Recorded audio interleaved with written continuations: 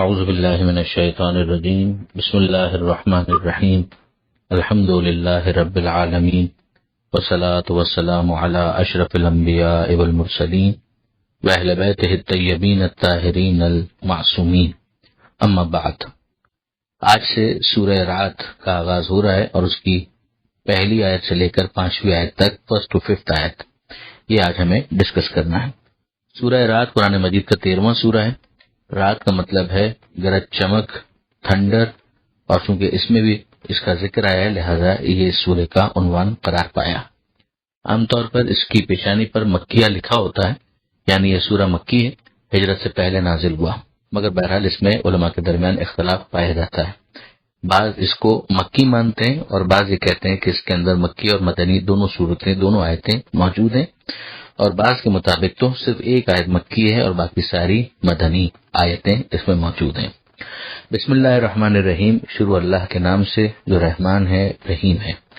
الف لام میم را، ایک مرتبہ پھر حروف مقطعات ہمارے سامنے ہیں، جس کا وہ مطلب تو بالکل ذہن نشین ہو چکا ہوگا جو 11ویں امام کی حدیث سے ماخوذ ہے کہ ان حروف کے ذریعے سے ہم نے قرآن کو ترتیب دیا ہے جو تمہاری روزمرہ کی بول چال کی زبان ہے، اے اہل عرب، مشرکین مکہ، اگر یہ تم سمجھتے ہو کہ خدا کا کلام نہیں ہے تو ان الفاظ کو، ان حروف کو جوڑ کر لفظ بناؤ، لفظوں کو جوڑ کر جملے بناؤ، اور کوئی ایک سورہ ایسا بنا لاؤ کہ جو قرآن جیسا ہو۔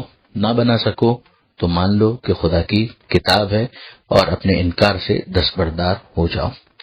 یہاں حروف مقطعات میں ہمیں نظر آ رہا ہے کہ الف لام میم را، اس سے بعض علماء نے یہ بھی استشہاد کیا ہے کہ الف لام میم ہم دیکھتے ہیں کہ بعض سوروں میں الگ سے آیا ہے اور بعض سوروں میں الف لام را الگ سے آیا ہے، اور اس میں الف لام میم را گویا ایسا محسوس ہوتا ہے کہ متوجہ کیا جا رہا ہے کہ اس سورے میں خلاصتاً ان تمام تر باتوں کو بیان کیا گیا ہے کہ جو ان سوروں کے اندر پائے جاتے ہیں جن کا آغاز الف لام میم سے ہوتا ہے اور الف لام را سے ہوتا ہے، اور بعض محققین کے مطابق اگر پڑھا جائے ان سوروں کو تفصیل کے ساتھ اور پھر اس کے بعد ساتھ میں اس سورے کو رکھا جائے تو ایسا اندازہ ہوتا ہے کہ یہ بات کافی حد تک درست بھی ہے۔ تلک آیات الکتاب، یہ آیتیں ہیں کتاب کی، والذی انزل الیک من ربک الحق، اور جو اتارا گیا ہے آپ کے پروردگار کی طرف سے حق ہے، ولیکن اکثر الناس لا یؤمنون، مگر لوگوں کی اکثریت، زیادہ تر لوگ ایمان نہیں رکھتے، ایمان نہیں لائیں گے۔ اب یہاں پر آپ غور کیجئے کہ اس پہلی آیت کے اندر ہی پروردگار عالم نے سب سے اہم جو آیت ہے، یعنی قرآن مجید سب سے بڑا معجزہ، اس کی طرف متوجہ کیا، اس کے حق ہونے کا اعلان کیا، اپنے رسول کے رسول ہونے کا اعلان کیا کہ نازل تو آپ ہی پر ہو رہا ہے۔ اب اس کے بعد ہونا کیا چاہیے کہ لوگ ایمان لائیں، مگر کیا اکثر ایمان لے آئیں گے؟ اکثر ایمان نہیں لائیں گے، یہ پہلے ہی ڈکلیئر کر دیا گیا تاکہ اکثریت کے ایمان نہ لانے کو رسول کی ناکامی نہ سمجھا جائے۔ لوگ ایمان لاتے ہیں تو وہ اپنے فائدے کے لیے، اور لوگ ایمان نہیں لاتے تو اپنے نقصان کے لیے۔ رسول کا کام پیغام پہنچا دینا ہے، اپنی کوشش کرنا ہے، رسول اسی بات کا مکلف ہے۔ اور ابھی آپ دیکھیں گے کہ آگے وہ جو پیغام بیان ہوگا اس کے اندر یہی اسپرٹ موجود ہے کہ ہم اپنی سی جتنی بھی ایفرٹ ہے وہ کریں گے، قرآن کی آیتوں کے ذریعے سے بھی، اور رسول اپنے طور پر بھی اللہ کی توفیق سے یہ ساری محنت کریں گے۔ اللہ الذی، اللہ ہی وہ ہے، رفع السماوات بغیر عمد ترونہا، اللہ وہ ہے جس نے آسمانوں کو بلند کیا بغیر کسی ستون کے، ترونہا جس کو تم دیکھتے ہو، یعنی اگر ہم بظاہر دیکھتے ہیں تو کوئی بھی عمارت ہوتی ہے تو ستونوں پر کھڑی ہوتی ہے، لیکن پروردگار عالم نے آسمانوں کو، جو ہیونلی باڈیز ہیں، یہ جتنے سیارے، ستارے، سولر سسٹم ہے، گیلیکسیز ہیں، ملکی وے ہیں، ان سب کو جو بلند کیا ہے، تو کیا ہمیں ان کے درمیان کسی قسم کا کوئی ستون نظر آتا ہے؟ ظاہر کشش کا ایک نظام تو ہے کہ جس کے ذریعے سے یہ تمام کے تمام بلند ہیں، مگر کیا ایسا کوئی پلر کہ جو ہم اپنی آنکھوں سے اس کو دیکھ سکیں نظر آتا ہے؟ نہیں نظر آتا، مگر ان کا بلند ہونا ہمیں دکھائی دیتا ہے۔ ستاروں کا ٹمٹمانا تو بالکل دکھائی دیتا ہے، چاند کی چاندنی نظر آتی ہے، سورج کی روشنی سے لوگ استفادہ کرتے ہیں، اس کی ٹکیا کو دیکھتے ہیں، تو یہ تمام تر ہیونلی باڈیز یہ آسمانوں پر موجود، یہ سب کی سب بلند ہے، مگر اس کے باوجود درمیان میں کوئی ایسا ستون نظر نہیں آتا کہ جو انسان دیکھ رہا ہو، یعنی ہے مگر تمہیں نظر نہیں آتے۔ یہ پروردگار عالم کی ایک عظیم الشان نشانی ہے جو انسان کے لیے غور و فکر کا سامان رکھتی ہیں۔ پھر کیا صرف بلند کر دیا؟ نہیں، ایسا نہیں ہے، آگے بھی بیان ہو رہا ہے، ثم استوى علی العرش، پروردگار عالم عرش پر متمکن ہے، یہ اس سے بھی بالاتر، یعنی کہاں وہ جگہ کہ جو انسان کی رینج سے بالکل گویا باہر ہے، کہ جہاں پر تو معراج کے موقع پر گویا پیغمبر اکرم صلی اللہ علیہ وآلہ وسلم کو جو قربت نصیب ہوئی ویسے تو کسی کو نصیب نہیں ہوئی، تو پروردگار عالم نے اپنے عرش کو جو کہ اقتدار کی ایک علامت ہے، جس طرح سے خانہ کعبہ کی زمین کے اوپر ایک حیثیت سمبولک، اسی طریقے سے وہ عرش وہ جیسا بھی ہے وہ شاہ نشان تخت اس کا، مگر ظاہر ہے کہ جسم و جسمانیت تو پروردگار عالم کے لیے سازگار ہی نہیں ہے، شاہ نشان نہیں ہے۔ پروردگار عالم نے اس کو بھی اپنی ایک علامت کے طور پر رکھا ہے، جیسے یہ خانہ کعبہ بیت اللہ ہے مگر اللہ اس میں رہتا نہیں ہے، اسی طرح سے عرش ہے، تخت ہے، مگر اس پہ خدا کا بیٹھنا کوئی ضروری نہیں ہے، پروردگار عالم کے اقتدار کی علامت ہے۔ وسخر الشمس والقمر، اور اس نے سورج اور چاند کو پورے طور پر قابو میں رکھا، یعنی سورج اور چاند جو ہے مسخر ہیں، پروردگار عالم کے پلان کے مطابق چلنے پر مأمور ہیں، اور وہ اسی طریقے سے چلیں گے، ان کا اسی طریقے سے طلوع ہونا غروب ہونا زمین کی حرکت ہی کے نتیجے میں جیسا وہ نظر آئے، اسی طرح سے چاند کا مختلف منزلوں کے اندر سفر کرنا یہاں تک کہ وہ پورا فل مون ہو جائے اور پھر واپس ڈکلائن کرنا شروع کرے۔ کل یجری لاجل مسمى، یہ سب کے سب حرکت کر رہے ہیں، یہ سب کے سب رواں دواں ہیں ایک مقررہ مدت تک، سکون کسی کو نہیں ہے، پروردگار عالم نے ان سب کو حرکت میں رکھا ہوا ہے۔ ہاں، یہ سب کے سب ایک معین مدت تک کے لیے کہ جس کے بعد ان کی لائف ختم تو ان سب نے کولیپس کر جانا ہے، ختم ہو جانا ہے، یہ پروردگار عالم کا فیصلہ ہے، کب تک انہیں چلانا ہے یہ خدا کا فیصلہ ہے۔ ایک ایکس مدت ایسی ہے کہ جب پروردگار عالم ان کو ختم کر دے گا۔ یدبر الامر، وہ اپنے امر کی تدبیر کرتا ہے، انتظام کرتا ہے پوری سوجھ بوجھ کے ساتھ، یعنی یہ جب تک ان کو چلانا ہوگا تو چلا کون رہا ہے؟ یہ انتظام پروردگار کا ہے۔ یفصل الآیات، وہ اپنی آیتوں کو تفصیل کے ساتھ بیان کرتا ہے، تشریح کرتا ہے، لعلکم بلقاء ربکم توقنون، شاید کہ تم اپنے رب کی ملاقات کا یقین کر سکو، یعنی جس طریقے سے پروردگار نے ان سب کی بھی زندگی رکھی ہے، تمہاری بھی زندگی مقرر ہے، جس کے بعد تمہیں اس دنیا سے جانا ہے، ہاں پھر تمہیں واپس زندہ کیا جائے گا اور تم قیامت کے میدان میں اپنے رب سے ملاقات کرو گے۔ ظاہر کہ موت کا وقت بھی وہی مقدمہ ہے کہ جس کے بعد انسان خدا سے ملاقات کرتا ہے اور ایک نیا مرحلہ اس کا شروع ہو جاتا ہے۔ اب آپ پیچھے سے پھر اس کو لنک کر لیجئے کہ پروردگار عالم نے اعلان کر دیا، آیتیں ہیں، آیتوں میں اہم ترین آیت خود قرآن ہے، لیکن کیا یہ سب کے سب ایمان لائیں گے؟ اکثر ایمان نہیں لائیں گے، مگر اکثر اگر ایمان نہیں لائیں گے تو کیا اس اقلیت کو ہم محروم کر دیں گے؟ نہیں، ان کے لیے ہم مسلسل اپنی آیتیں بیان کریں گے۔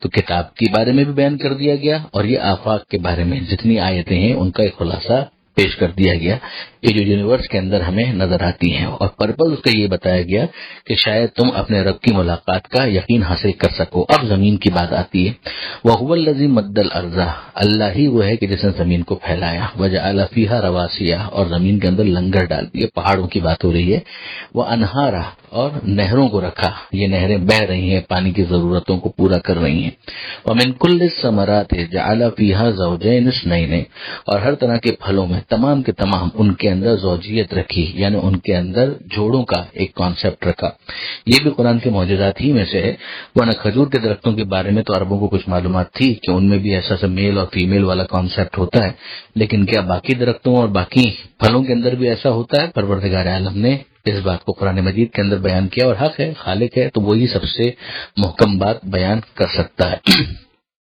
اب ہم جانتے ہیں کہ ظاہر کے موجودہ جو تحقیقات ہیں وہ بھی اس سے تقریباً ہم آہنگ ہو چکی ہیں۔ پھر پروردگار عالم فرماتا ہے یغشی اللیل النہار، کہ اللہ ہی وہ ہے کہ جو رات کو دن پر ڈھانپ دیتا ہے، یعنی رات کا جو اندھیرا ہے وہ چھا جاتا ہے اور وہ دن کو کور کر لیتی ہے، روشنی ختم اور اس کے بعد پھر رات کی تاریک چادر آ جاتی ہے۔ ان فی ذلک لآیات لقوم یتفکرون، اس میں بھی آیتیں ہیں، نشانیاں ہیں ان لوگوں کے لیے جو غور و فکر کرنے والے ہیں۔ پھر پیچھے سے لنک کیجئے، وہ جو ایمان لانے والے ہیں وہ تفکر کرنے والے ہوں گے، جو تفکر کرتے جائیں گے وہ آہستہ آہستہ ایمان کی طرف بڑھتے چلے جائیں گے، مخلوق سے خالق تک، مصنوع سے صانع تک، کریٹر تک ان کا جو سفر ہے وہ بالآخر پورا ہوگا وہ اپنے پروردگار تک پہنچ جائیں گے. اسی لیے سائنسی جو تحقیقات ہیں وہ بہت حوصلہ افزا ہیں کہ اس کے نتیجے میں بالآخر انسان خدا تک پہنچے گا. وفی الارض قطع متجاورات، اور زمین ہی کے اندر ٹکڑے ہیں جو پہلو ب پہلو ہیں، یعنی زمین کے مختلف علاقے، مختلف قطعے، یہ ٹکڑے پہلو ب پہلو ہیں، پڑوس میں ایک دوسرے کے قریب قریب ہیں. اور وجنات من اعناب وزرع ونخیل، اور درخت ہیں، باغات ہیں، انگور کے بھی کھیتیاں ہیں، اور اس کے علاوہ کھجور کے درخت ہیں. سنوان وغیر سنوان، ایسے بھی ہیں کہ جن کی ایک جڑ ہے اور اسی سے دو تنے بھی نکل رہے ہیں، دو درخت بھی نکل رہے ہیں، اور اس کے علاوہ بھی ہے کہ ہر ایک کی اپنی جڑ ہے. یسقى بماء واحد، ہر ایک کو ایک ہی پانی سے سیراب کیا جا رہا ہے، یعنی ایک ہی جگہ کے اندر پانی ان کو دیا جا رہا ہے، ایک ہی انداز کا پانی. مگر پھر اس کے بعد کیا ہوتا ہے، وَنُفَضِّلُ بَعْضَهَا عَلَى بَعْضٍ فِي الْأُكُلِ، ہم ان میں سے بعض کو بعض پر ذائقے میں فضیلت دیتے ہیں. ایک کا ذائقہ مختلف ہے، دوسرے کا کچھ اور میٹھا ہے، تیسرے کا ترش ہے، اس کے اندر کچھ اور الگ فلیور ہے. پروردگار عالم فرماتا ہے کہ ذرا غور کرو کہ یہ بھی پروردگار عالم کی کتنی بڑی نشانی ہے. پھر کہا گیا ان فی ذلک لآیات لقوم یعقلون، اس میں یقیناً نشانیاں ہیں ان لوگوں کے لیے جو عقل استعمال کرتے ہیں، یعنی تفکر کرنے والے، عقل رکھنے والے، یہ وہ لوگ ہیں کہ جو بالآخر ایمان کی طرف آئیں گے. آخری آیت جو صفحے پر ہے، وَإِن تَعْجَبْ فَعَجَبٌ قَوْلُهُمْ، اب جو ایمان نہیں لانے والے ہیں ان کے قول کا ذکر آ رہا ہے کہ اگر تعجب کرو تو قابل تعجب ان کا یہ کہنا ہے، یعنی اعتراض بھی کیا تو انہوں نے کیا اعتراض کیا. ان تعجب فعجب قولهم اذا كنا ترابا، کہ جب ہم مٹی ہو جائیں گے، خاک میں مل جائیں گے، انا لفی خلق جدید، تو کیا واپس ہمیں اثر نو پیدا کیا جائے گا. اولئک الذین کفروا بربہم، یہ وہ لوگ ہیں کہ جنہوں نے اپنے رب کا کفر کیا ہے، انکار کیا ہے. یعنی وہ تو تمہیں دکھا رہا ہے جس طریقے سے وہ غلے اگا رہا ہے، جس طرح سے وہ درخت اگا رہا ہے، جس طریقے سے وہ سورج کو چلا رہا ہے، جس طرح سے اس نے چاند کو قابو میں کیا ہوا ہے، یہ اتنی نشانیاں اسی لیے تھیں کہ تمہیں قدرت پروردگار پر یقین آ جائے، اس پر یقین آ جائے گا تو اس کے وعدے پر بھی یقین آ جائے گا کہ وہ تمہیں واپس زندہ کرے گا. اور تم اسی کا اگر انکار کر رہے ہو خلق جدید کا، تو اس کا مطلب یہ ہے کہ تمہیں رب کی ربوبیت ہی سمجھ میں نہیں آئی.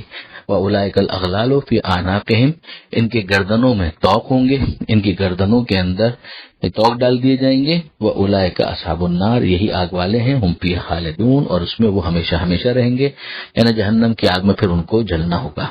آیت نمبر 5 پر یہ صفحہ مکمل ہوا. دعا ہے پروردگار عالم سے قرآن پڑھنے، سمجھنے، عمل کی توفیق عطا فرما. وارث قرآن امام زمانہ کے ظہور میں تعجیل فرما. بسم اللہ الرحمن الرحیم. سورہ مبارکہ رعد، آیت نمبر 6 سے آیت نمبر 13، 6 to 13.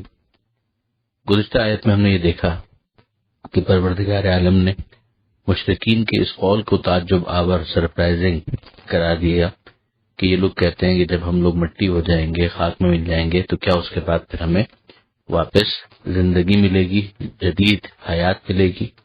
یہ وہ لوگ ہیں کہ جنہوں نے رب کا انکار کیا ہے. یعنی گویا پیغمبر اکرم کو سمجھایا جا رہا ہے کہ حبیب اصل میں تو یہ اللہ کی قدرت کا انکار کر رہے ہیں. وہ پیغام جو پیغمبر اکرم لے کر آ رہے ہیں اسی رب کی طرف سے ہے. پیغمبر اکرم کا یہ بولنا کہ تمہارا حساب کتاب ہوگا اگر انہیں حیرت میں ڈالتا ہے تو گویا یہ خدا کی ربوبیت کا انکار کر رہے ہیں. پروردگار فرماتا ہے وَأُولَئِكَ الْأَغْلَالُ فِي أَعْنَاقِهِمْ، ان کی گردنوں میں طوق ہے، یہی جہنم والے ہیں جس میں ہمیشہ ہمیشہ رہیں گے. اب اس کے بعد جو اس صفحے کی پہلی آیت ہے اس میں ارشاد ہوتا ہے وَيَسْتَعْجِلُونَكَ بِالسَّيِّئَةِ قَبْلَ الْحَسَنَةِ، اور وہ آپ سے بھلائی کے پہلے برائی کے لیے جلدی کرتے ہیں. یعنی رسول کی خبروں کا جو عذاب کے متعلق ہوتی ہیں، انکار کرنے کے بعد، مذاق اڑانے کے بعد پھر یہ کہتے ہیں کہ آخر یہ عذاب ہم پر آ ہی کیوں نہیں جاتا.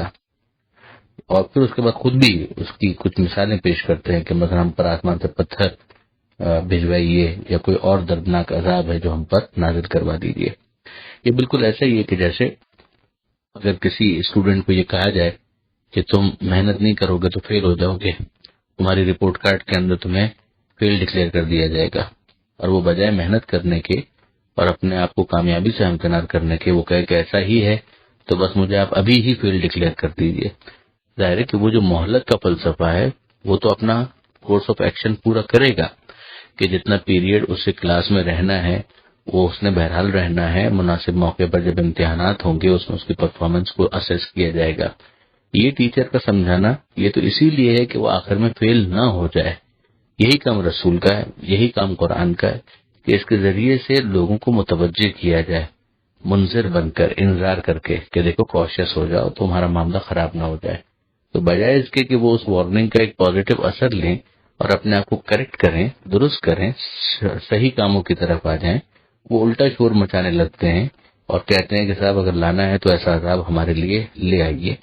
وقت خلط من قبلہم المثلات، جبکہ ان سے پہلے سزاؤں کے نمونے گزر چکے ہیں، مسولات ایسی مثالیں گزر چکی ہیں. یعنی یہی ہوتا کہ ان سے پہلے کوئی نہ آیا ہوتا اور یہ زمین پر پہلے ہوتے تو شاید یہ کہہ سکتے کہ صاحب ہمارے سامنے تو کوئی ایسے ناکام نمونے موجود نہیں ہیں، مگر جبکہ اس طرح کے ناکامی کے مرقع اور ناکامی کے نمونے اور مثالیں موجود ہیں، قوم عاد کے ساتھ کیا ہوا، قوم سمود کے ساتھ کیا ہوا، قوم لوط کے ساتھ کیا ہوا، یہ سب اسی لیے تو ہیں کہ ان کو ایک نمونہ عبرت کے طور پر پیش کیا جائے. وَإِنَّ رَبَّكَ لَذُو مَغْفِرَةٍ لِلنَّاسِ عَلَى ظُلْمِهِمْ، پروردگار تمہارا جو ہے وہ صاحب مغفرت ہے انسانوں کے لیے، یعنی ان کو معاف کرنا چاہتا ہے ان کے ظلم کے باوجود. وہ اسی لیے تو پیغام دے رہا ہے کہ تم اپنے آپ کو درست کر لو، مگر وہ بجائے اس کے کہ اس کو مثبت انداز سے لیں، اس کا مذاق اڑانے میں، تمسخر کرنے میں لگے ہوئے ہیں. وَإِنَّ رَبَّكَ لَشَدِيدُ الْعِقَابِ، اور تمہارا رب جو ہے وہ شدید سزا دینے والا بھی ہے. یہ وہی چیز ہے کہ دونوں اینگلز ہیں ان کو ذہن میں رکھنا کہ یہ ساری تبلیغ اس لیے ہو رہی ہے کہ وہ مغفرت کرنا چاہتا ہے تمہاری غلطیوں کے باوجود، مگر اگر تم اپنی غلطیوں سے دور ہو کر اپنے آپ کو کریکٹ نہیں کرو گے تو یہ دوسرا پہلو بھی ذہن میں رکھنا کہ پھر تمہارا رب بہت سخت سزا دینے والا ہے. وَيَقُولُ الَّذِينَ كَفَرُوا، اور یہ کافر کہتے ہیں، لولا انزل علیہ آیۃ من ربہ، کہ کیوں اس کے اوپر کوئی نشانی نہیں اترتی. یہ پھر مذاق اڑانے کا ایک انداز ہے، ورنہ جتنے معجزات، جتنے نشانیاں ضروری تھے وہ سب آ چکے ہیں. سب سے بڑا معجزہ قرآن مجید، اس کے علاوہ دیگر تمام معجزات جو پیغمبر اکرم صلی اللہ علیہ وآلہ وسلم نے ظاہر کیے، شق القمر ہو، سورج کا پلٹنا ہو، انگریزوں کی تصویر، سب ہو چکا. مگر اب یہ ایک طرح سے پھر موکری کرنا اور تمسخر کرنا کہ اپنے من پسند معجزات کا مطالبہ کرنا اور ہمیشہ اسی طرح سے کہنا کہ اس کے اوپر کوئی معجزہ کیوں نازل نہیں ہوتا اس کے رب کی طرف سے. تو پھر یہاں پر کہا جا رہا ہے کہ اے حبیب ان سے کہہ دیجئے انما انت منذر، آپ تو بس ڈرانے والے ہیں عذاب سے. وَلِكُلِّ قَوْمٍ هَادٍ، اور ہر قوم کا ایک رہنما ہوتا ہے. یہ جو جملہ ہے اس کے ذریعے سے سمجھایا جا رہا ہے کہ رسول کا کام فرمائشی معجزات دکھلانا نہیں ہے، وہ معجزات جسٹیفیکیشن کے لیے ہوتے ہیں کہ جس کے ذریعے سے یہ اسٹیبلش کیا جا سکے کہ یہ خدا کا نمائندہ ہے. ورنہ معجزات کے ذریعے سے صرف اگر تماشا کرنا مقصود ہوتا تو پھر وہ اصل پیغام جو ہے وہ تو پھر نظر انداز ہو جاتا اور انہیں مطالبات کو پورا کرنے میں ہی سارا وقت صرف ہو جاتا. تو پروردگار عالم وہ بنیادی جو علت ہے پیغمبر اکرم کے بھیجنے کی اس کو سمجھا رہا ہے کہ حبیب آپ کا کام تو یہ ہے کہ آپ انذار کریں. وَلِكُلِّ قَوْمٍ هَادٍ، اور ہر قوم کا ایک رہنما ہوتا ہے. یہ جو لِكُلِّ قَوْمٍ هَادٍ کہا اس کے ذریعے سے ہمیں سمجھ میں آتا ہے کہ بعد میں بھی یہ سلسلہ رہے گا کہ لوگ آتے رہیں گے اور ان کے لیے ہر زمانے کے اندر ایک ہدایت کرنے والا ہوگا. بے شک آخری ختم نبوت کے بعد جو آخری پیغام تھا وہ تو آ چکا، مگر اس پیغام کا وہ آفیشل اسپوکس پرسن ہوگا.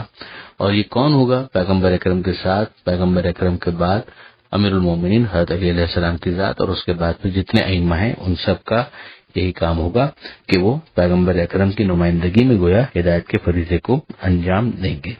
یہ تفسیر علی ابن ابراہیم کمی کے اندر تو آیا ہی ہے کہ جس کے اندر یہ کہا، چھٹے امام سے یہ روایت بھی ہمارے پاس موجود ہے کہ المنذر رسول اللہ صلی اللہ علیہ وآلہ وسلم کے منذر سے یہاں پہ مراد رسول کی ذات ہے اور ہادی سے مراد امیر المومنین کی ہے. وبعدہ الائمہ، اور جو ان کے بعد ائمہ معصومین علیہم السلام ہے. اسی طرح سے برادران اہل سنت کی کتابوں کے اندر بھی امام فخر الدین رازی نے ابن عباس سے یہ روایت کی ہے کہ وضع رسول اللہ یدہ علی صدرہ، کہ حضور صلی اللہ علیہ وآلہ وسلم نے اپنے سینے پر ہاتھ رکھا اور یہ کہا فقال انا المنذر، کہ میں ہوں وہ منذر، یعنی جس کا ذکر اس آیت کے اندر آیا ہے. ثم اوما الی منکب علی، اور اس کے بعد پھر حضرت علی علیہ السلام کے کاندھے پر ہاتھ رکھ کر یہ کہا، اشارہ کر کے کہا وقال انت الہادی، کہ علی تم ہو ہدایت کرنے والے بک یہتدی المہتدون، اور تمہارے ذریعے سے ہدایت پانے والے ہدایت پائیں گے، من بعدی، میرے بعد۔ تو اب یہ جو عنوان کے تحت جو بیان کیا گیا، ورنہ ظاہر ہے کہ انذار کا جو حکم ہے وہ بھی عموم رکھتا ہے، اور ہدایت جو ہے اس کے اندر بھی عمومیت پائی جاتی ہے، مگر یہ عنوان کے ذریعے سے، پراپر ناؤن کے ذریعے سے، جیسے ہم دیکھتے ہیں کہ ساقی کوثر مولا کائنات کا لقب ہو گیا، جبکہ ہر معصوم جو ہے وہ کوثر سے سیراب کر سکتا ہے، مگر ایک عنوان کے تحت، ایک ٹائٹل کے تحت یہ کسی شخصیت سے کسی خاص موقع پر مخصوص ہو جاتا ہے۔ آگے جو ہے پروردگار عالم اپنی قدرت کی طرف متوجہ کرتا ہے اور فرماتا ہے اللہ یعلم ما تحمل کل انثی، اللہ جانتا ہے جو پیٹ میں لیے ہے کوئی عورت، یعنی جب پریگننسی کے دوران، حمل کے دوران جو خاتون حمل کی جو کیفیت میں ہوتی ہیں، تو جو اس نے اٹھایا ہے، جو اس نے کیری کیا ہے، وہ لڑکا ہے، لڑکی ہے، اچھا ہے، برا ہے، خوبصورت ہے، بدصورت ہے، اس کے کیا خواص ہوں گے، اللہ خوب جانتا ہے، یعنی پروردگار عالم کے علم میں یہ ساری چیزیں موجود ہیں۔ یہ اگر آپ پیچھے سے دیکھیں تو وہ جو اعتراض تھا ہمیں کون زندہ کرے گا، اس کا بھی یہ جواب ہے، اس کا بھی یہ جواب ہے کہ آیت کیوں نازل نہیں ہوتی، معجزہ کیوں نہیں آتا۔ تو معجزات اگر اس اعتبار سے دیکھا جائے تو پروردگار عالم کے کتنے ہی معجزات جو ہیں وہ تو ہمارے روز مشاہدے کے اندر ہیں، پروردگار عالم کی قدرت کو سمجھانے کے لیے کہ جو حمل کی جو کیفیت ہے، یہ جو ایمبریولوجی ہے، یہ خود کوئی چھوٹی نشانی تو نہیں ہے۔ اللہ یعلم ما تحمل کل انثی، اللہ جانتا ہے جو پیٹ میں کسی عورت کے، وما تغیض الارحام وما تزداد، جو کمی ہوتی ہے اس کو بھی جانتا ہے اور جو اضافہ ہوتا ہے اس کو بھی جانتا ہے، یعنی وہ تمام الخلقت ہوگا، کمپلیٹ ہوگا، یا اس کے اندر خدا نہ کرے کوئی نقص رہ جائے گا خدا کے علم میں۔ اسی طرح سے مدت حمل، اس کی کمی یا زیادتی، کون پورے 9 مہینے کے بعد، کون 9 مہینے سے پہلے، کون 9 مہینے کے بعد تھوڑا باہر آئے گا، یہ سب پروردگار عالم کے علم میں ہے۔ وَكُلُّ شَيْءٍ عِندَهُ بِمِقْدَارٍ، اور ہر چیز اس کے یہاں ایک مقررہ مقدار میں ہے۔ عالم الغیب والشہادہ، وہ غیب کا بھی جاننے والا ہے، وہ شہود کا بھی جاننے والا ہے، الکبیر المتعال، اور وہ بزرگوں بالا ہے۔ یعنی پھر یہ غیب اور شہود کی بات پہلے بھی آئی تھی کہ غیب اور شہود یہ انسان کے لیے ہوتا ہے، خدا کے لیے کوئی چیز غیب ہے ہی نہیں، یعنی یہ انسان ہے کہ کچھ چیزیں اس کی آبزرویشنل رینج میں ہوتی ہیں، مشاہدات کی رینج، اور کچھ ایسی چیزیں ہوتی ہیں جن کو وہ اپنے سینسز کے ذریعے سے نہیں دیکھ سکتا، نہیں سن سکتا، نہیں محسوس کر سکتا، مگر جو چیزیں انسان کے لیے قابل احساس نہیں ہے، قابل مشاہدہ نہیں ہے، وہ اس کے لیے غیب ہے۔ پروردگار عالم کے لیے کوئی چیز غیب نہیں ہے، وہ سب کا سب بالکل شہود ہی کی منزل پر ہے، اور پروردگار عالم سے کچھ بھی چھپا ہوا نہیں ہے۔ اسی کی ایک تطبیق کہ اس کی امپلیمنٹیشن کے سواء منکم من اسر القول ومن جہر بہ، یکساں ہے تم میں سے وہ جو چپکے چپکے باتیں کرے اور جو اونچی آواز سے بات کرے، یعنی خدا کے حاضر و ناظر ہونے کو سمجھایا جا رہا ہے کہ یہ جو تم چھپا کر بات کرتے ہو تو دوسروں سے چھپتا ہے، خدا سے کچھ نہیں چھپتا، اور جو تم اعلان کر رہے ہو تو جتنوں کے سامنے تم نے اعلان کیا ہے ان تک یہ بات پہنچی ہے تو خدا تک بھی پہنچی ہے، اور خدا پہلے سے بھی جانتا ہے، اور جن تک نہیں بھی پہنچی خدا اس سے بھی واقف ہے۔ ومن ہوا مستخف باللیل، اور کون تم میں سے رات کے پردے میں چھپا ہوا ہے، خدا اسے بھی جانتا ہے، وہ سارب بالنہار، اور جو دن میں روانہ ہوتا ہے خدا اس سے بھی واقف ہے، یعنی تمہارا کسی جگہ پر قیام کرنا رات میں خدا سے وہ بھی مخفی نہیں ہے، اور تمہارا کہیں پر روانہ ہو جانا دن میں خدا سے وہ بھی مخفی نہیں ہے۔ پھر اسی غیب کی دنیا کی مزید وسعتوں کو سمجھاتے ہوئے کہ لہو معقبات من بین یدیہ ومن خلفہ، اس کے لیے معقبات ہیں، یعنی یہ انسان کے لیے معقبات ہیں۔ موقب کا مطلب ہوتا ہے پیچھے پیچھے آنے والے، یعنی اس کو فالو کرنے والے، چیز کرنے والے، اس کے پہرے دار۔ یہ پہرے دار کون ہے؟ امیر المومنین علی علیہ السلام نے نہج البلاغہ میں یہ ارشاد فرمایا کہ ان مع کل انسان ملکین، کہ ہر انسان کے ساتھ 2 فرشتے جو موجود ہیں، یعنی ایک تو وہ کاندھے پر بیٹھے ہوئے ہیں جو لکھ رہے ہیں، ان کی بات نہیں ہو رہی، ان کے علاوہ یہ حفاظت کرنے والے ہیں، یا حافظان ہی، تو وہ اس کی حفاظت کرتے ہیں۔ کئی ایسے موقع آتے ہیں زندگی کے کہ جہاں پر انسان حیرت میں ہوتا ہے کہ یہاں میں بچ کیسے گیا، یہاں سے میں نکل کیسے گیا، یہ جو ناگہانی ایک آفت سی محسوس ہو رہی تھی اس سے میں کیسے باہر آ گیا۔ اس موقعوں پر، ایسے موقعوں پر یہ نظام قدرت، یہ نظام پروردگار ہے کہ جس میں خدا ان فرشتوں کے ذریعے سے انسان کی حفاظت کرتا ہے۔ تو ارشاد ہوتا ہے لہو معقبات، اس کے لیے پہرے دار ہیں، اس کے سامنے سے بھی، من بین یدیہ ومن خلفہ، اور اس کے پیچھے سے بھی، یحفظونہ من امر اللہ، جو اللہ کے حکم سے اس کی حفاظت کرتے ہیں۔ یہ بھی وسیلے کے اوپر، اور خدا کی طرف سے مدد کرنے والوں کے مقرر ہونے کے اوپر ایک بہت بڑی دلیل ہے کہ پروردگار عالم نے ان فرشتوں کے ذریعے سے مدد کی. اگر خدا وسیلے کے اوپر بلیو نہ کرتا یا خدا کا نظام یا ڈیزائن ایسا نہ ہوتا تو خدا کو ان فرشتوں کو نہیں رکھنا چاہیے. اب نظام پروردگار جو ہے اس کو سمجھ کر اسے قبول کرنا یہی بندگی کا تقاضا ہے. پھر سمجھایا جا رہا ہے کہ ایسا نہ ہو کہ انسان فرشتوں کا ذکر سننے کے بعد اپنی ایفرٹس کو جو ہے وہ گیون کر دے یا اس کو سرنڈر کر دے یا اس کے حوالے سے سنجیدگی اس کی ختم ہو جائے. تو ارشاد ہوتا ہے کہ ان اللہ لا یغیر ما بقوم، خدا کبھی کسی قوم کی حالت کو اس وقت تک نہیں بدلتا حتی یغیروا ما بانفسہم، جب تک وہ خود اپنی حالت کو بدلنے کے لیے تیار نہ ہو جائے. انفرادی معاملہ ہو یا اجتماعی معاملہ ہو، کوشش اور کوشش. غیبی مدد حاصل ہوگی مگر کوشش تمہیں خود کرنا ہوگی. وَإِذَا أَرَادَ اللَّهُ بِقَوْمٍ سُوءًا فَلَا مَرَدَّ لَهُ، اور اگر اللہ چاہ لے کسی قوم کے لیے برائی، وہ کیوں چاہے گا برائی؟ کہ جب ایک انسان ایفرٹس نہ کرے تو بالآخر اس کو اس کے کانسیکوینسز جو نتائج ہیں ان کو فیس کرنا پڑے گا. فَلَا مَرَدَّ لَهُ، تو پھر اس کا پلٹنا ممکن نہیں ہے. وَمَا لَهُم مِّن دُونِهِ مِن وَالٍ، اور نہ ہی پھر اس کا کوئی اللہ کو چھوڑ کر حامی ہوگا اور مددگار ہوگا. یعنی آخر میں ساری اسٹرنگز جو ہے وہ خدا ہی کے ہاتھ میں ہے. وَالَّذِي يُرِيكُمُ الْبَرْقَ خَوْفًا وَطَمَعًا، اب پروردگار عالم پھر اپنی قدرت اور اپنی نشانیاں دونوں کی طرف متوجہ کرتا ہے. خدا ہی تو وہ ہے کہ جو تمہیں برق دکھاتا ہے، یعنی بجلی، جو چمکتی ہوئی بجلی ہے وہ دکھاتا ہے. خوفاً وطمعا، جس سے تمہیں خوف بھی محسوس ہوتا ہے، ایک توقع، ایک امید بھی ہوتی ہے. خوف تو اسی بات کی کہ وہ بجلی انسان کے لیے غیر معمولی ایک فنومینا بن جاتا ہے، تو ایک خوف سے محسوس ہوتا ہے کہ کہیں سے نقصان نہ پہنچ جائے. اور طمع اس بات کی کہ اب بارش کے امکان پیدا ہو گئے ہیں، یعنی جو قحط ہے وہ ختم ہو جائے گا، ہمارے غلے ہمارے لیے فراہم ہو جائیں گے، زمین پر لہلاتی بھی فصلیں نظر آئیں گی.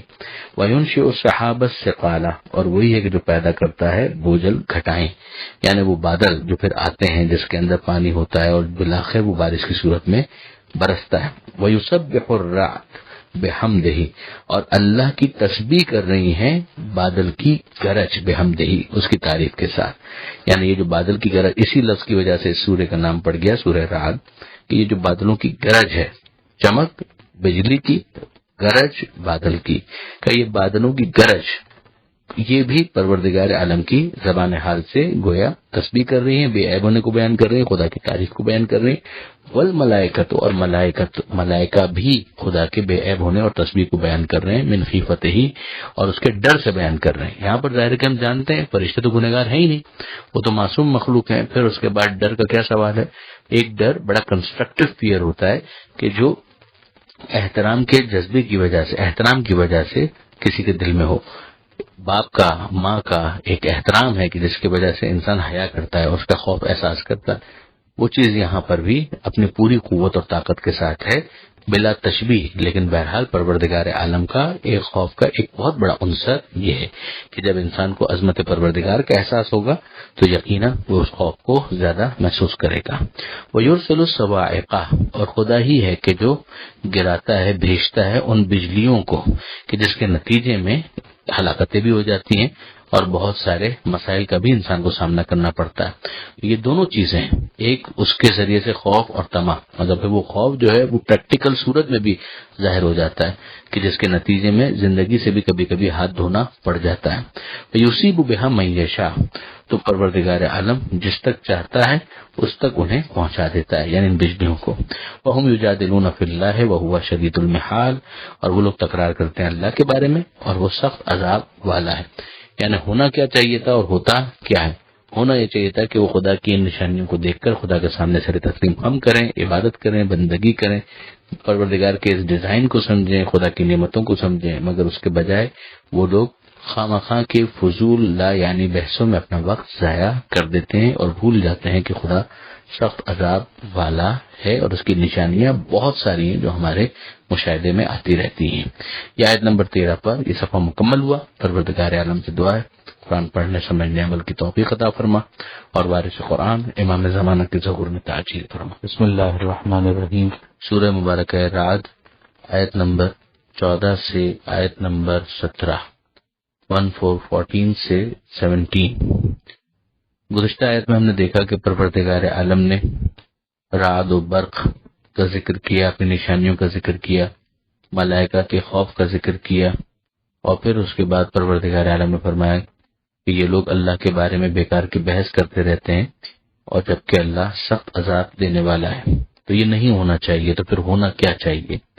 جو ہونا چاہیے اسے اگلی آیت کے اندر جو اس صفحے کی پہلی آیت ہے اس میں بیان کیا جا رہا ہے کہ لہو دعوت الحق، کہ اس کے لیے ہے سچائی والی پکار، یعنی برحق پکارا جانا یہ خدا ہی کے لیے ہے. اس کے دونوں معنی کیے گئے ہیں کہ ایک تو یہ ہے کہ پروردگار عالم ہی ہے جو دعاؤں کو سننے والا ہے، اور ایک یہ ہے کہ خدا ہی کی طرف سے جو پیغام ہے، جو پکار ہے، وہی برحق پکار ہے. اور دونوں باتیں بالکل درست ہیں. والذین یدعون من دونہ، اور اس کو چھوڑ کر جن کو یہ پکارتے ہیں، لا یستجیبون لہم بشیء، وہ ان کی صدا پر ذرا بھی لبیک نہیں کہتے. یعنی وہ خدا جو شہر کی جان سے زیادہ قریب ہے اس کو پکارنا بالکل حق ہے. وہی تمہارا خدا ہے، وہی تمہارا مالک ہے، وہی وحدہ لا شریک ہے. اگر انسان بتوں کی طرف متوجہ ہو تو بتوں کے پاس کیا ہے؟ بتوں کے پاس کچھ بھی نہیں ہے، اور بتوں کا کوئی استقلال نہیں ہے، بتوں کی کوئی حیثیت نہیں ہے. نہ ہی پروردگار عالم نے ان کو کوئی وسیلہ قرار دیا ہے کہ بطور توسل ہی ان کو پکارنے کی کوئی گنجائش بنے. یہی وہ چیز ہے جس کو من دونہ ہی کے لفظ سے سمجھنا چاہیے کہ من دونہ ہی کا مطلب یہ ہوا کہ اللہ کو چھوڑ کر. اور اگر اللہ ہی کی طرف سے نمائندگی سمجھتے ہوئے اگر کوئی کسی کو پکار رہا ہے تو پھر سبب سے اور اسباب سے استفادہ ہے. جس طرح سے انسان کھانے سے استفادہ کرتا ہے، اپنی بھوک مٹاتا ہے، مگر رازق خدا کو مانتا ہے. پانی سے اپنی پیاس بجھاتا ہے، مگر پیاس بجھانے والا وہ خدا کو سمجھتا ہے، پانی کو سبب سمجھتا ہے. اسی طریقے سے اگر کوئی توسل کی گنجائش ہو تو وہ اذن پروردگار کے ساتھ ہوگی. جیسے کہ پروردگار عالم نے شفاعت کے باب میں بھی بہت واضح طور پر کہا کہ من ذا الذی یشفع عنده الا باذنہ، کہ کون ہے کہ جو شفاعت کرے مگر وہ کہ جسے خدا اجازت دے.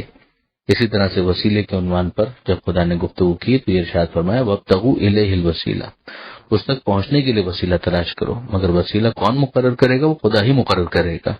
تمہیں کوئی حق نہیں ہے کہ تم اپنی طرف سے کسی کو بناؤ اور یہ سمجھو کہ یہ خدا کی طرف پہنچانے والا وسیلہ ہے. تو پروردگار عالم ہی کی طرف سے کوئی معزون ہے وہ ایک الگ بات ہے، مگر وہ اللہ کی اذن کے بعد وسیلے کی حیثیت رکھ سکتا ہے، خدا کا شریک نہیں ہو سکتا معاذ اللہ.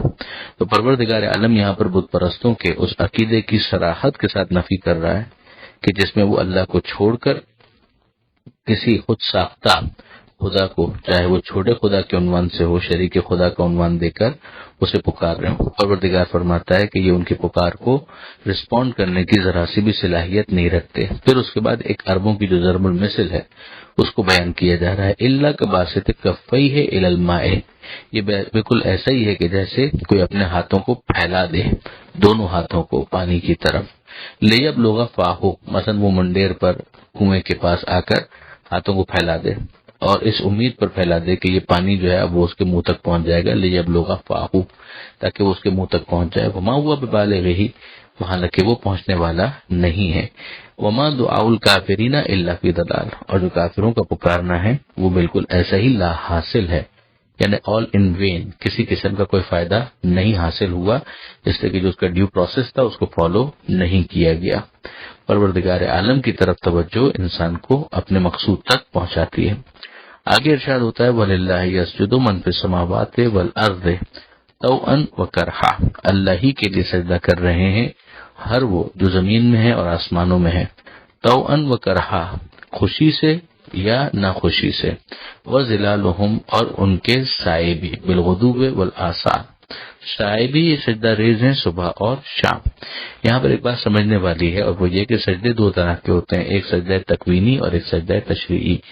تکوینی سجدے کا مطلب کیا ہے؟ یہ جو قانون جتنے بھی پروردگار عالم نے بنائے ہیں ان کے سامنے خاضع ہونا. یہ زمین کا ایک ریوالو کرنا، زمین کی ایک موومنٹ ہے، یہ پروردگار عالم کی طرف سے جو پروگرام ہے اس کے مطابق اس کی حرکت چلی جا رہی ہے، اس کے اندر ذرا سا بھی انحراف نہیں ہے. یہ کوئی سجدہ تکوینی ہے. اسی طریقے سے پورا سولر سسٹم جو موو کر رہا ہے، ان تمام کے اندر جو قوانین نافذ ہیں اور وہ اس کے سامنے سبمیشن کی منزل پر ہیں، یہ سارے کے سارے سجدہ تکوینی کی مثالیں ہیں. اور سجدہ تشریعی یہ ہے کہ ارادے اور رضا اور رغبت کے ساتھ کیے جانے والے سجدے، کہ جہاں پر ایک انسان ہے وہ خدا کو پہچانتا ہے، خدا کو جانتا ہے کسی حد تک بقدر ذر، اور پھر اس کے سامنے اپنے ارادے سے سجدہ ریز ہو جاتا ہے نماز میں اور ویسے بھی سجدہ شکر میں. یہ تمام کے تمام سجدہ تشریعی ہیں. تو وہ جو سجدہ تکوینی ہے تو اس کے اندر تو طوعاً و کرہا، خوشی سے یا نہ خوشی سے. اسی طریقے سے ناخوشی کے ساتھ وہ مراحل بھی آ جاتے ہیں کہ جہاں پر ایک کافر کا وجود ہے اور وہ اپنی پیشانی کو تو خدا کے سامنے خاک پر نہیں رکھنا چاہتا، لیکن بہرحال جو اس کے وجود کے اندر قوانین نافذ ہیں اس کے مقابلے میں اس کا اختیار ہی کیا ہے. مثلا اگر آپ یہ دیکھیں کہ جو آرٹریز کے ذریعے سے خون دل سے پہنچتا ہے دیگر آرگنز تک، تو وہ تو ایک کافر جو ہے اس کے اندر بھی یہی قوانین نافذ ہیں اور اس کے سامنے سر تسلیم خم کیے بغیر چارہ نہیں ہے، اور اسی طرح سے اور بہت سے دوسرے قوانین. تو وہ چاہیں یا نہ چاہیں. اور پھر اس کے بعد پروردگار فرماتا ہے ان کے سائے بھی، ہم جانتے ہیں کہ سائے ایک عدمی حیثیت رکھتے ہیں، مگر ظاہر ہے کہ ہم اس کو محسوس کرتے ہیں، آنکھوں سے دیکھتے ہیں کہ جہاں روشنی نہیں پہنچ پاتی ہے اور اس بلاک ہونے کی وجہ سے سائے بنتے چلے جاتے ہیں.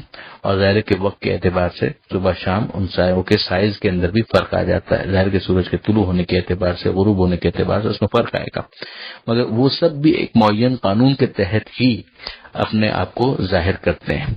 کہ کہیں پر وہ بڑے سائے نظر آئیں گے، کہیں پر وہ چھوٹے سائے نظر آئیں گے ٹائم کے اعتبار سے. تو یہ بھی وہ پروگرام ہے جو پروردگار عالم نے دیا ہوا ہے، اور وہ اس کے سامنے بالکل سبمیشن کی منزل پر ہیں، اس کے مقابلے پر انحراف یا ڈیویشن کی کوئی گنجائش نہیں ہے. پروردگار سمجھانا یہ چاہتا ہے کہ جہاں پروردگار عالم کو زبردستی اطاعت کروانی ہوتی ہے تو پروردگار عالم نے زبردستی تو اطاعت دے ہی دی ہے. اب اس کے بعد کمال یہ ہے کہ جو صاحبان ایمان ہیں وہ اپنے ایمان کی روشنی اپنے دل میں محسوس کریں اور اس کے بعد خوش دلی کے ساتھ پروردگار عالم کے سامنے سجدہ ریز ہو جائیں اور سبمیشن کی منزل پر آئیں. اور یہی مسلم کا مطلب بھی ہے کہ سر تسلیم خم کر دینا. پھر اس کے بعد اس کی جسٹیفیکیشن دی جا رہی ہے اس ایک آیت کے اندر جو آگے آ رہی ہے، آیت نمبر 16. پروردگار عالم نے 5 مرتبہ قل کا لفظ استعمال کیا ہے، کہہ دیجیے. وہ جسٹیفیکیشن دے رہا ہے کہ کیوں اس کے سامنے تمہیں سجدہ ریز ہونا چاہیے. قل، اے حبیب کہہ دیجیے، مر رب السماوات والارض، کون ہے آسمانوں اور زمین کا رب، پالنے والا، مالک کون ہے. قل اللہ، کہہ دیجیے کہ اللہ ہی ہے. قل، اے حبیب کہہ دیجیے، افتخذتم من دونہ اولیاء، کیا تم نے اللہ کو چھوڑ کر کسی اور کو اپنا ولی اور سرپرست بنا لیا ہے.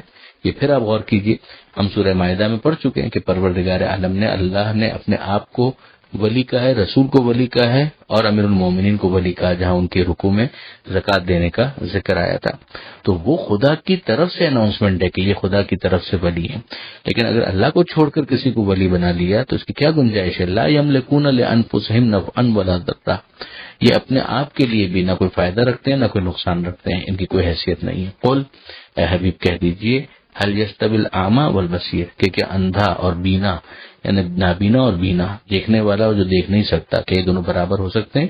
یعنی ایک طرف اندھا ہونا ہے گمراہی اور دوسری طرف صاحب بصیرت ہونا ہے یعنی بینا ہونا ہے جب ایک انسان ہدایت پر آ جاتا ہے. ام هل تستوی الظلمات والنور، اور بلکہ کیا اندھیرا اور روشنی یہ دونوں برابر ہو سکتے ہیں. اندھیرے اور روشنی یہ دونوں برابر ہو سکتے ہیں، یعنی بٹ نیچرل انسان کا جواب یہ آئے گا کہ یہ دونوں برابر نہیں ہو سکتے. ہم جعلوا للہ شرکاء خلقوا کخلقہ فتشابہ الخلق علیہم، تو کیا انہوں نے اللہ کے ساتھ شریک قرار دے دیے ہیں؟ کیا انہوں نے کچھ ایسا خلق کیا ہے کہ جیسا خدا نے خلق کیا ہے، جس کی وجہ سے خلقت ان کے لیے مشتبہ ہو گئی ہے. یعنی ان کو سمجھ میں نہیں آ رہا کہ بھئی یہ بھی انہوں نے خلق کیا اور یہ اللہ نے خلق کیا، تو ہمیں کیا معلوم کہ واقعی خالق کون ہے. پروردگار فرماتا ہے ایسا کوئی معاملہ نہیں ہے. قل اللہ خالق کل شیء، کہہ دیجئے کہ اللہ ہی ہر چیز کا خالق ہے، پیدا کرنے والا ہے. وَهُوَ الْوَاحِدُ الْقَهَّارُ، اور وہ ایک اکیلا غالب ہونے والا ہے. یعنی یہ سب چیزیں دلیل بن جاتی ہیں کہ اصل جو ہے وہ پروردگار ہی ہے، اسی کے سامنے سر تسلیم خم ہونا چاہیے، اسی کے نظام کو قبول کرنا چاہیے. اب اس کے بعد پروردگار عالم اس دنیا کے اندر جو ٹیمپریری باطل کا کبھی کبھی جو ظاہری حشم اور ظاہری شان و شوکت جو نظر آتی ہے، اس کے لیے ایک مثال بیان کرتا ہے. وہ ظاہر ہے کہ مہلت کے فلسفے میں ہوگا یہی کہ جب پروردگار عالم انسان سے یہ چاہتا ہے کہ وہ اپنی مرضی سے سر تسلیم خم کرے، تو وہ افراد بھی ہوں گے جو اس پروردگار عالم کے منشا کی خلاف ورزی کریں گے اور اس کے نتیجے میں دی گئی مہلت کو مس یوز کریں گے. جب وہ مس یوز کریں گے تو کبھی کبھی یہ نظر آئے گا کہ جیسے فرعون کی طرح سے ان کی شان و شوکت ہے، نمرود کی طرح سے شان و شوکت ہے، وہ کئی سالوں پر بھی محیط ہو سکتی ہے، مگر ان کی حیثیت کیا ہے؟ وہ عارضی ہے. اس عارضی ہونے کو اور اس کے مقابلے میں حق کے ثابت اور پائیدار ہونے کو سمجھانے کے لیے پروردگار عالم ایک مثال بیان کرتا ہے۔ انزل من السماء ماء، اللہ وہ ہے کہ جس نے آسمان سے پانی کو نازل کیا، فسالت اودیۃ بقدرها، تو ندی نالے بہ نکلے، ظاہر ہے کہ اس کے نتیجے میں پانی فلو کرے گا۔ فاحتمل السیل زبدا رابیہ، تو اٹھا لیا بہتے ہوئے پانی نے جاگ کو، جو اوپر آ جاتا ہے وہ جاگ سا نظر آتا ہے، مگر کیا اس جاگ کی حیثیت ہوتی ہے یا اصل چیز وہ پانی ہے؟ جو اوپر جاگ یا پھین نظر آتا ہے اس کی کیا حیثیت ہے؟ یہ ایک مثال ہے۔ آگے دیکھیے، وَمِمَّا يُوقِدُونَ عَلَيْهِ فِي النَّارِ ابْتِغَاءَ حِلْيَةٍ أَوْ مَتَاعٍ زَبَدٌ، اور جو یہ لوگ دہکاتے ہیں یعنی گرم کرتے ہیں آگ کو بنانے کے لیے، کیا بنانے کے لیے؟ زیور بنانے کے لیے یا ایسی کوئی اور چیز بنانے کے لیے، اس میں بھی ہمیں نظر یہ آتا ہے کہ اوپر جب وہ اس پروسیس سے گزر رہا ہوتا ہے تو اوپر جھاگ سا آ جاتا ہے، پھین آ جاتا ہے۔ تو یہ جو پانی ہے، بہتے ہوئے پانی کے اوپر آیا ہوا پھین یا جاگ، یا اسی طریقے سے جب زیور کو بنایا جاتا ہے تو اس کے بنانے کے اس پروسیس کے اندر جو اوپر جھاگ سا نظر آتا ہے، مثلہ، تو ویسا ہی ایک جھاگ وہاں پر بھی نظر آتا ہے۔ ان دونوں جھاگوں کی کیا حیثیت ہے؟ کچھ بھی نہیں ہے، اصل وہ زیور ہے، اسی طرح سے اصل وہ پانی ہے۔ تو یہ جھاگ جتنا بھی شوشہ اس کا دکھائی دے اس کو دوام نہیں ہے، اسی چیز کو آگے بیان کیا جا رہا ہے کہ کذالک یضرب اللہ الحق والباطل، اللہ اسی طرح سے حق اور باطل کو بیان کرتا ہے۔ فَأَمَّا الزَّبَدُ فَيَذْهَبُ جُفَاءً، تو جہاں تک اس جاگ کا تعلق ہے وہ نیست و نابود ہو جاتا ہے، وہ ختم ہو جاتا ہے۔ وَأَمَّا مَا يَنفَعُ النَّاسَ، اور وہ جو انسانوں کو فائدہ پہنچاتا ہے، فَيَمْكُثُ فِي الْأَرْضِ، وہ برقرار رہتا ہے زمین میں۔ كَذَلِكَ يَضْرِبُ اللَّهُ الْأَمْثَالَ، اسی طرح سے اللہ مثال بیان کرتا ہے۔ یعنی اگر تمہیں کہیں استعمار، کہیں طاغوت، کہیں پر فرعون نما، نمرود نما، حامان نما، یزید نما افراد اگر تمہیں تخت اقتدار پر نظر آئے یا تمہیں زیادہ شوشہ ان کی نظر آئے تو اسے گھبرانے کی ضرورت نہیں ہے۔ یہ بہرحال جھاگ کی طرح سے ہے کہ جن کو فنا ہو جانا ہے۔ پائیداری، دوام، ڈیوریبلٹی، یہ اسی کو حاصل ہے کہ جو حق ہے، باطل کو دوام حاصل نہیں ہو سکتا، کیونکہ یہ مرشہ پروردگار کے خلاف چل رہے ہیں۔ بہرحال یہ صبر کا تقاضا کرتا ہے کہ انسان اتنی استقامت اپنے اندر پیدا کرے کہ اس کے نابود ہونے کا انتظار کر سکے اور ظہور حق کا انتظار کر سکے، اور جب تک ظہور نہیں ہوتا اس غیبت کے زمانے میں وہ بالآخر اپنی ذمہ داریوں کو پورا کرتا رہے اور نا امید نہ ہو۔ پروردگار عالم سے دعا ہے قرآن پڑھنے، سمجھنے اور عمل کی توفیق عطا فرما، اور وارث قرآن امام زمانہ کے ظہور میں تعجیل فرما۔ بسم اللہ الرحمن الرحیم۔ سورہ مبارکہ رعد، آیت نمبر 18 سے آیت نمبر 26، 18 سے 26 تک۔ پروردگار عالم ارشاد فرماتا ہے، للذین استجابوا لربہم الحسنی، جنہوں نے اپنے رب کی پکار پر لبیک کہا ان کا نتیجہ بہت اچھا ہے۔ یعنی جو ویژنری ہوتا ہے وہ ہمیشہ اینڈ کی طرف، آگے کی طرف دیکھ رہا ہوتا ہے۔ پروردگار عالم ان لوگوں کی تعریف کر رہا ہے کہ جو اللہ کی پکار پر لبیک کہتے ہیں۔ ہم پیچھے یہ پڑھ چکے کہ لہو دعوت الحق، کہ برحق جو پکارنا ہے، برحق جو دعوت ہے وہ اللہ ہی کی طرف سے ہے۔ تو اب اللہ کی پکار جو ہے اس کو پازیٹیولی رسپونڈ کرنے والے بھی ہوں گے، اور اس کی اس دعوت اور اس پکار کو نظر انداز کرنے والے بھی ہوں گے۔ وہ ایک کمپیریزن ہے جو یہاں پر دیا جا رہا ہے کہ جنہوں نے خدا کی اس پکار کو سنا اور اس پر لبیک کہی، ان کا نتیجہ، ان کا انجام بہت اچھا ہے۔ والذین لم یستجیبوا لہ، اور وہ کہ جنہوں نے اللہ کی دعوت پر لبیک نہیں کہا، نہیں پکارا، نہیں جواب دیا اسے پازیٹیولی، لو ان لہم ما فی الارض جمیعا، تو ایک طریقہ تو یہ ہو سکتا تھا کہ کہا جائے کہ ان کا انجام بہت برا ہوگا، اور دوسرا طریقہ ہو سکتا تھا کہ اس برے انجام کی منظر کشی کی جاتی۔ تو یہاں پر اسی منظر کو پیش کیا جا رہا ہے کہ یہ جنہوں نے خدا کی پکار کو سن کر نظر انداز کر دیا، لو ان لہم ما فی الارض جمیعا، اگر ان کے پاس وہ سب کچھ بھی ہو کہ جو زمین کے اندر خزانوں کی صورت میں ہے، وہ مثلہ معہ، بلکہ اس کا ڈبل ہو، اس جیسا ایک اور بھی ہو، لفتدوا بہ، تو بھی وہ فدیہ دینے کے لیے تیار ہو جاتے۔ اول تو ان کے پاس میدان قیامت میں ایسی کوئی ثروت ہوگی کہاں، لیکن اگر ہوتی تو بھی یہ دے دیتے، مگر قبول نہ کیا جاتا۔ اولئک لہم سوء الحساب، ان کا انجام، ان کا حساب بہت برا ہے۔ ومأواہم جہنم، ان کا ٹھکانہ جہنم ہے۔ وبئس المہاد، اور وہ کتنا برا ٹھکانہ ہے۔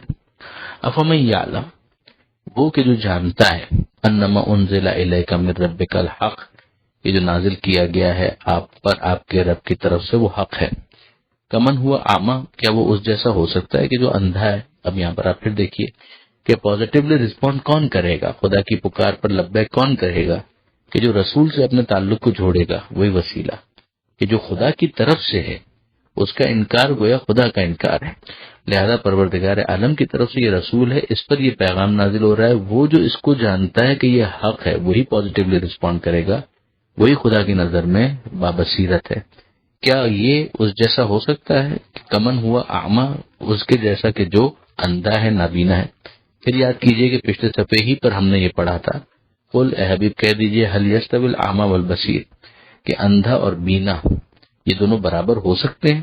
اب یہاں پروردگار عالم اس مفہوم کو اور کھول کر بیان کر رہا ہے کہ بابصیرت کون ہے، آنکھوں والا کون ہے، کہ جو اس بات کو جان لے کہ میرے حبیب پر جو میں نے نازل کیا ہے وہ حق ہے، پھر ظاہر ہے کہ وہ اس کو مثبت انداز سے رسپونڈ کرے گا اور اس کے مطابق اپنی اصلاح کرتا چلا جائے گا۔ یہ ہے بابصیرت۔ یہ اس کے جیسا نہیں ہو سکتا ہے کہ جو اعمیٰ ہے، جو نابینا ہے، جو رسول کو قبول نہیں کرتا، رسول پر نازل کیے گئے پیغام کو صحیح نہیں سمجھتا۔ انما یتذکر اولو الالباب، نصیحت کا اثر تو بس وہ لیتے ہیں جو صاحبان عقل ہوں، یعنی جو صاحب عقل ہے اسی سے اس بات کی توقع ہے کہ اس کے دل میں یہ نصیحت اثر کرے گی، وہی اس بات کو سمجھے گا کہ یہ پیغام حق ہے اور پھر اس کو مثبت انداز سے لے گا اور اصلاح کرے گا۔ اب وہ اصلاح ہے کیا کہ جو اس بابصیرت شخص سے، اس صاحب عقل سے کہ اس نے نصیحت حاصل کی ہے، اس سے پروردگار عالم توقع کیا کرتا ہے، اس کی ایک لسٹ یہاں پر دی جا رہی ہے۔ اس کے بعد اس کے بالکل سائملٹینیس ایک کانٹراسٹ کہ جو نابینا ہے وہ کیا چیز مس کرے گا اور کیا اس کا انداز ہوگا، اس کو ڈسکس کیا جائے گا۔ تو پہلے پروردگار عالم ان صاحبان عقل کا ذکر کر رہا ہے کہ جنہوں نے نصیحت کو قبول کیا، جو پروردگار عالم کی نظر میں صاحبان بصیرت ہیں۔ الذین یوفون بعہد اللہ، یہ وہ لوگ ہیں کہ جو اللہ سے کیے گئے وعدے کو پورا کرتے ہیں، ولا ينقضون المیثاق، اور وعدے کو توڑتے نہیں ہیں، وعدہ خلافی نہیں کرتے۔ اللہ سے کیا ہوا وعدہ، اللہ کے وعدے کو پورا کرنے کے لیے جو نبی کے ہاتھ پر اس نے وعدہ کیا ہے، ضمیر کے ذریعے سے جو ذمہ داریاں اس کے اوپر ہیں، عقلی اعتبار سے جو ذمہ داریاں ہیں، اور پھر لوگوں کے آپس میں ایک دوسرے کے ساتھ کیے گئے وعدے، یہ ایک بندہ مومن کی شان ہے کہ وہ اپنے وعدے کو پورا کرتا ہے۔ دوسری صفت، والذین یصلون ما امر اللہ بہ ان یوصل، یہ وہ لوگ ہیں کہ جو ان چیزوں کو سے اپنا تعلق جوڑتے ہیں کہ جن سے اللہ نے تعلق جوڑنے کا حکم دیا ہے، یعنی جسے جوڑنے کا حکم خدا نے دیا ہے اسے ہی جوڑتے ہیں۔ اللہ سے اپنے تعلق کو جوڑتے ہیں، نبی سے اپنے تعلق کو جوڑتے ہیں، اماموں سے اپنے تعلق کو جوڑتے ہیں، اولیاء سے، اور اسی طریقے سے رشتہ داروں سے اپنے تعلق کو جوڑتے ہیں، اپنی فیملی کے ساتھ جو ان کی بانڈنگ ہے وہ بہت مضبوط ہوتی ہے۔ وَيَخْشَوْنَ رَبَّهُمْ، ان کے دلوں میں اپنے رب کا خوف ہوتا ہے۔ یہ پہلے بھی بات آ چکی ہے کہ رب کا خوف ایک تو اپنے گناہوں کی وجہ سے ہوتا ہے، اور ایک اس کی عظمت کا نقش جب دل میں گہرا ہو جاتا ہے تو انسان اپنے رب کی خشیت، اپنے رب کا خوف محسوس کرتا ہے۔ وَيَخَافُونَ سُوءَ الْحِسَابِ، اور وہ ڈرتے ہیں برے حساب سے، یعنی انہیں آخرت کا خوف ہوتا ہے کہ ایسا نہ ہو کہ ہمارا جو حساب کتاب کا معاملہ ہے وہ ہمارے لیے بہت سخت ہو جائے۔ اب اس کے نتیجے میں یہ بڑا کنسٹرکٹیو فیئر ہوتا ہے، جس کے نتیجے میں وہ دنیا کے اندر اپنے معاملات کو درست کرتے ہیں۔ والذین صبروا ابتغاء وجہ ربہم، اپنے رب کی خوشنودی کو حاصل کرنے کے لیے یہ لوگ صبر کرتے ہیں، یعنی ایسا نہیں ہوگا کہ جب یہ لوگ نیک راہ کے اوپر آگے بڑھیں گے، سیدھے راستے پر آگے بڑھیں گے تو سارا میٹھا میٹھا ہوگا، ان کو ویٹ کرنا پڑے گا، اس کے لیے آخرت کا انتظار کرنا پڑے گا۔ دنیا میں بھی جو برکتیں حاصل ہوں گی اس کا نتیجہ دیکھنے کے لیے انہیں تھوڑا سا انتظار کرنا پڑے گا۔ اجلت کا مظاہرہ یہ نہیں کریں گے، یہ صبر کرنے والے ہیں، استقامت کا مظاہرہ کرنے والے ہیں۔ وہ اقام الصلاۃ، یہ نماز کو قائم کرنے والے ہیں، نماز پڑھنے والے ہیں، نماز کو قائم کرنے والے ہیں، اپنے گھر کو بھی ماحول، گھر کا ماحول بھی نماز کا بناتے ہیں، اپنے محلے کا ماحول نماز کا بناتے ہیں، جہاں جہاں ان کا اختیار ہو اپنے آفیسز کے اندر نماز کے لیے جگہ رکھتے ہیں، نماز کا ایک اہتمام کرتے ہیں۔ وَأَنفَقُوا مِمَّا رَزَقْنَاهُمْ سِرًّا وَعَلَانِيَّةً، اور جو ہم نے ان کو رزق دیا ہے اس میں سے یہ خرچ کرتے ہیں چھپا کر بھی اور اعلان کر کے بھی، یعنی جہاں پر مصلحت ہو کہ دوسروں کو شوق دلانا ہے تو اعلانیہ بھی انفاق کرنا، جبکہ وہ قربتاً اللہ ہو، مقصد خلوص کے ساتھ پروردگار کی رضا ہو، تو بہت اچھی بات ہے، اس اعلان کے اندر بھی کوئی خرابی نہیں ہے، اور سرن تو ہے ہی کہ جہاں پر کوئی دیکھنے والا نہ ہو اور صرف پروردگار عالم ہی کی خاطر وہ اس کام کو انجام دے رہا ہو، تو یہ دونوں کام ہوں گے قربتاً اللہ، مگر مصلحت کے اعتبار سے کہیں چھپا کر اور کہیں اعلان کر کے ہوگا، اور یہ خناس ان کے دل میں نہیں آتا کہ یہ رزق ہم نے کمایا ہے، بلکہ وہ اس رزق کی نسبت خدا ہی کی طرف دیتے ہیں کہ وہ رزاق ہے، وہ رزق دینے والا ہے۔ وَيَدْرَؤُونَ بِالْحَسَنَةِ السَّيِّئَةِ، اور یہ وہ لوگ ہیں کہ جو اچھائی کے ذریعے سے برائی کو دور کرتے ہیں۔ ایسا نہیں ہوتا کہ بس پہلے مرحلے میں انہوں نے تلواریں نکالی، خنجر نکالے اور آنکھ نکال دو اور کان نکال دو اور گلا کاٹ دو، یہ انداز اسلام کا نہیں ہے۔ اسلام یہ کہتا ہے کہ جہاں انسان کے لیے دفاع ضروری ہو جائے وہاں اس موقع پر وہ اپنے دفاع کے لیے تلوار بھی اٹھا سکتا ہے، مگر اس کا بھی موقع اور محل ہے، ورنہ ابتدا میں تو یہی ہے کہ انسان حتی الامکان کوشش کرے کہ اچھائی کے ذریعے سے، اچھے رویے کے ذریعے سے، نیکی کے ذریعے سے برائی کو دور کرے۔ اگر کوئی شخص برا رویہ رکھتا ہے تو اس کے ساتھ نیکی کر کے اس کو اپنے سے قریب کرنا، جذب کرنا، کردار کو دیکھ کر انسان کے وہ خود اسلام سے قریب ہو جائے۔ اولئک لہم عقبی الدار، یہ وہ افراد ہیں کہ جن کے لیے اس عالم کا انجام اچھا ہے، جو آخرت ہے وہ ان کے لیے اچھی ہے۔